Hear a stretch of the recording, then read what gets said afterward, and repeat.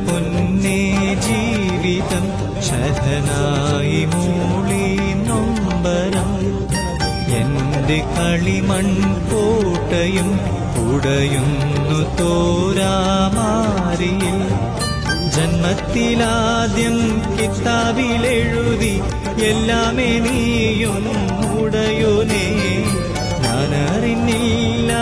എന്നെയും വിട്ട് നീ പോകുമെന്ന് റാണിയെ തമ്പുരാനെ കേൾക്കണേ നീ എന്റെ നോവിൻ നീ വിലാപം എന്നെ നീ ഇന്നേകനാക്കി പോയി മറഞ്ഞോ മലേ എന്റെ